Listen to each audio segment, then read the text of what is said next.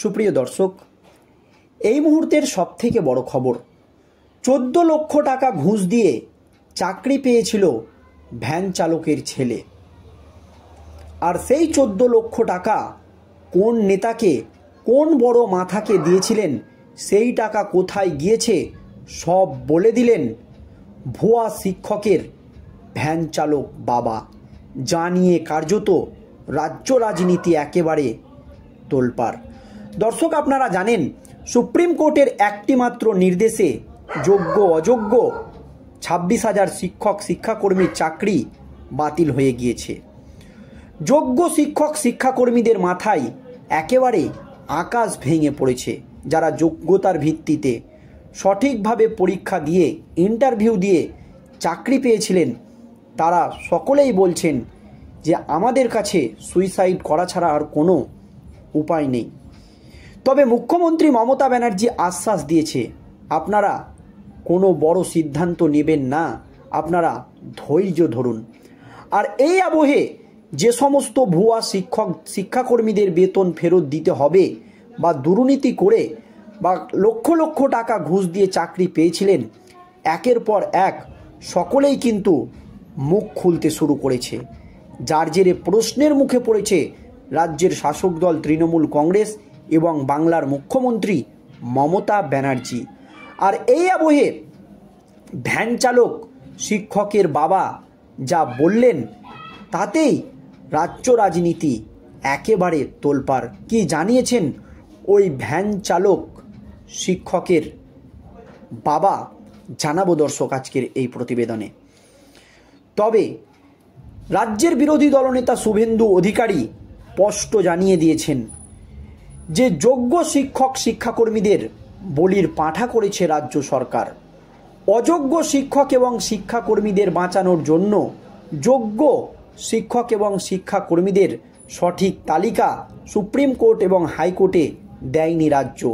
সেই জন্যই যোগ্য শিক্ষক শিক্ষাকর্মীদের চাকরি চলে গেল, এমনই বিস্ফোরক দাবি করেছেন রাজ্যের বিরোধী দলনেতা শুভেন্দু অধিকারী। আর তখনই ওই ভুয়া শিক্ষক এর বাবা কোন নেতা মন্ত্রীকে কত লক্ষ টাকা দিয়েছিলেন, সেই টাকা কোথায় গিয়েছে সব ফাঁস করে রাজ্য রাজনীতিতে একেবারে শোরগোল ফেলে দিলেন। কি জানিয়েছেন ওই ভুয়া শিক্ষকের বাবা, শুনুন দর্শক। সিবিআই তদন্তে উঠে এসেছিল 14 লক্ষ টাকা দিয়ে চাকরি পাওয়াদের তালিকায় রয়েছে এই যুবকের নাম। পশ্চিম মেদিনীপুরের কেশপুরের বাসিন্দা তিনি। বৃহস্পতিবার খবর আসে চাকরি আর নেই, ঘরে খিল এঁটে বসেছেন তিনি। যে টাকা দিয়ে চাকরি পেয়েছিলেন তা ফেরত পাওয়ার সম্ভাবনা নেই। উপরেন্তু এতদিন চাকরি করে যে টাকা রোজগার করেছিলেন সেটাও ফেরত দিতে হবে প্রায় 35 লক্ষ টাকা। আর তার বাবা এখন ভ্যান চালান। তিল তিল করে জমানো টাকায় 12 লক্ষ টাকার সামান্য অংশ হওয়ার কথা ছিল না, তবে হয়নি, তাই ধার করতে হয়েছিল। কিছু টাকা চড়া সুদেও নিয়েছিলেন। আর যা কিছু জমি জায়গা ছিল সব বিক্রি করে দেন ছেলের চাকরির জন্য। সম্প্রতি চাকরি বাতিলের আশঙ্কা চেপে বসেছিল। এই সেই দিন প্রতিবেশীদের কাছে দুঃখ করে বলেছিলেন, ছেলের চাকরিটা চলে গেলে আর খেতে পাবো না। ছেলের চাকরির জন্য জমি জায়গা যা ছিল সব কিছুই বিক্রি বাট্টা করে শেষ করে দিয়েছি। সংসার চালাতে একমাত্র ভরসা ছেলের চাকরিটাই। সেটাই যদি চলে যায়, সুইসাইড করা ছাড়া আর কোনো উপায় নেই। আর বৃহস্পতিবার সন্ধ্যায় ফোন ধরা হলে তিনি কান্নাজড়িত কণ্ঠে বলেন, জানি না কি করব। এখন টাকা ফেরত দিতে হলে আমাদের মরে যাওয়া ছাড়া কোনো রাস্তা নেই। 2016 সালে স্কুল সার্ভিস কমিশন এসএসসির বিজ্ঞপ্তির ভিত্তিতে চাকরির আবেদন করেছিলেন বহু যুবক যুবতী। তারা পরীক্ষায় বসে ইন্টারভিউ দিয়ে চাকরি পেয়েছিলেন। পরে এই নিয়োগ নিয়ে মামলা দায়ের হয়। অভিযোগ ওঠে যোগ্যদের বঞ্চিত করে ঘুরপথে অযোগ্যদের চাকরি দেওয়া হয়েছে। কলকাতা হাইকোর্টের নির্দেশে তদন্তে নামে সিবিআই। জানা যায় স্রেফ টাকার বিনিময়ে চাকরি পেয়েছে অনেকে। নির্দেশ মতো লোক দেখানো পরীক্ষায় ফাঁকা ওএমআর সিট বা উত্তরপত্র জমা দিয়ে এসেছেন তারা। যে দুর্নীতির অভিযোগে রাজ্যের প্রাক্তন শিক্ষামন্ত্রী পার্থ চট্টোপাধ্যায় আজও জেলবন্দি। প্রথমে হাইকোর্ট আর এখন সুপ্রিম কোর্ট সেই নিয়োগ হওয়ায় 25,752 জন শিক্ষাকর্মীর চাকরি বাতিল করে দিয়েছে। তার মধ্যেই এখনও অযোগ্য বলে চিহ্নিত প্রায় 6,276 জনকে এতদিন ধরে পাওয়া বেতন ফেরত দেওয়ার নির্দেশও এসেছে। কেশপুরের এই যুবকের নাম সেই তালিকায় রয়েছে। অন্য অনেক অযোগ্য নিজেদের আড়াল করে রেখেছেন, তবে ঘুণাক্ষরেও বলছেন না যে টাকার বিনিময়ে চাকরি পেয়েছেন। কিন্তু কেশপুরের ভ্যান চালক সাধারণ সাদাসিধে মানুষ, গোপন করেননি টাকার বিনিময়ে তার ছেলের চাকরি পাওয়ার কথা। তিনি জানিয়ে দিয়েছেন একজনের মাধ্যমে পরিচয় হয় এক দালালের সঙ্গে, তার মাধ্যমেই নাকি টাকা দিয়ে চাকরি পেয়েছিলেন তার ছেলে। স্থানীয়দের কথায় এলাকার একজন কলকাতার বিকাশ ভবনে চাকরি করতেন, তার সূত্রেই যোগাযোগ। ওই যুবক নাকি একা নন, ওই এলাকার আরও কয়েকজন নাকি টাকার বিনিময়ে স্কুল শিক্ষকের চাকরি পেয়েছেন।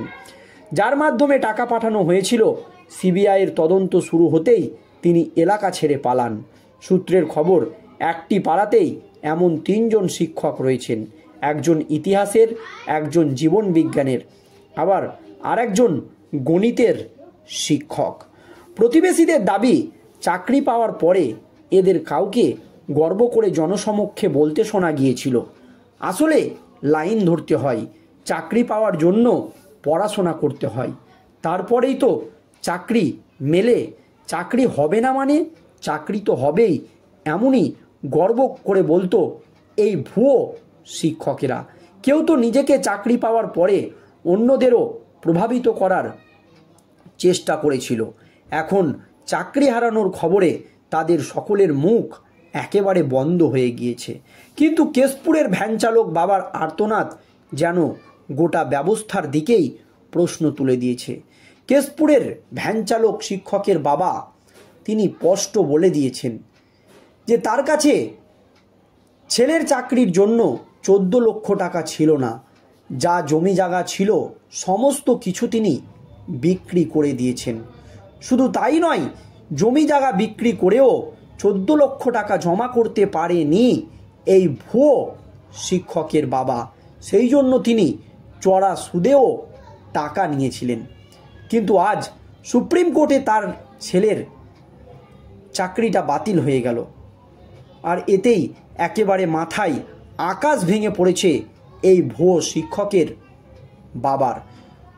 তিনি পরিষ্কার বলে দিয়েছেন, এখন যদি আমাদেরকে সমস্ত চাকরির টাকা ফেরত দিতে হয়, তাহলে আমাদের সুইসাইড করা ছাড়া কোনো উপায় নেই। তাকে জিজ্ঞেস করা হয়েছিল যে এই টাকা আপনারা কোথায় দিয়েছিলেন। পরিষ্কার জানিয়ে দিয়েছেন ভুয়ো শিক্ষকের বাবা যে বিকাশ ভবনে একজন চাকরি করতেন, তার সূত্রেই আমরা এই 14 লক্ষ টাকা খুব কষ্ট করে জোগাড় করেছিলাম, ধার দেনা করে নিজেদের শেষ সম্বল জমি জমা বিক্রি করে ছেলের চাকরির জন্য এই 14 লক্ষ টাকা দিয়েছিলাম। এই 14 লক্ষ টাকাও গেল, ছেলের চাকরিও গেল, কিন্তু এতদিন পর্যন্ত যে বেতন পেয়েছে সেই বেতনও ফেরত দিতে হবে। এই অবস্থায় একেবারে মাথায় আকাশ ভেঙে পড়েছে ভ্যান চালক বাবার। কোথা থেকে দিব 35 লক্ষ টাকা? সুইসাইড করা ছাড়া আমাদের কোনো উপায় নেই। দর্শক, এই নিয়ে আপনাদের কি মতামত অবশ্যই ভিডিওর কমেন্ট বক্সে কমেন্ট করে জানাবেন। ধন্যবাদ।